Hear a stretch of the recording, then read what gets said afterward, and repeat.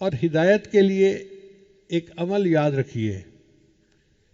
کسی بندے کا عقیدہ ٹھیک نہ ہو، کسی بندے کے عمل ٹھیک نہ ہو، ماں باپ کا نافرمان ہو،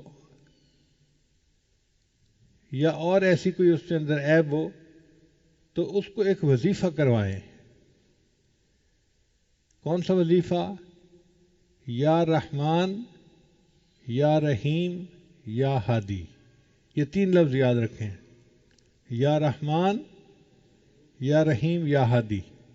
اگر آپ کسی کو کہیں گے نا کہ وہ پڑھو تم نیک بن جاؤ گے، وہ نہیں پڑھے گا. آپ حکمت سے کام لیں. اگر کوئی بچی ہے، بے نمازی ہے، دنیا کی طرف لگی ہوئی ہے، دین کی طرف آتی نہیں ہے، اس کو کہیں کہ بچہ یہ عمل کرو، ہر نماز پڑھو، اور نماز کے بعد یہ 21 مرتبہ یا رحمان، یا رحیم، یا ہادی. اور اگر نماز نہیں بھی پڑھتی تو ویسے ہی دن میں 21 مرتبہ پڑھ لے یا رحمان، یا رحیم، یا ہادی، تو تمہارا رشتہ اچھی جگہ ہو جائے گا.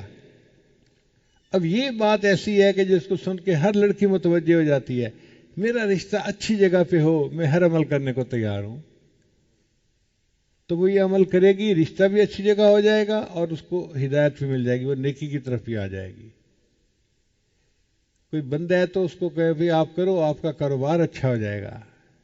مردوں کو اپنے کاروبار کی بڑی فکر ہوتی ہے، اور ان کو پتہ چل جائے کہ اس عمل سے کاروبار اچھا ہو جائے گا تو وہ رات کو تہجد میں اٹھنے کے لیے بھی تیار ہوتے ہیں. تو جو بندہ بھی ہو اس کو کہیں کہ بھئی اس عمل کو کرو، اس سے تمہارا دنیا کا فائدہ ہو جائے گا.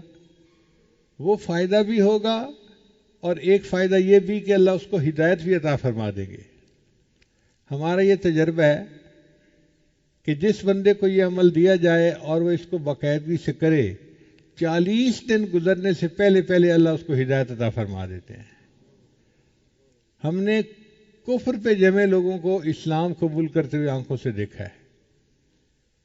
تو یہ ایک بڑا عظیم عمل ہے، یا رحمان، یا رحیم، یا ہادی. اور اپنے لیے بھی پڑھا کریں اس کو، کبھی کبھی 2-3 دفعہ پڑھ کے اللہ سے دعا مانگیں کہ اللہ ہمیں آپ نے ہدایت دی، اب ہدایت کے اوپر ہمیں جما دیجیے. ہم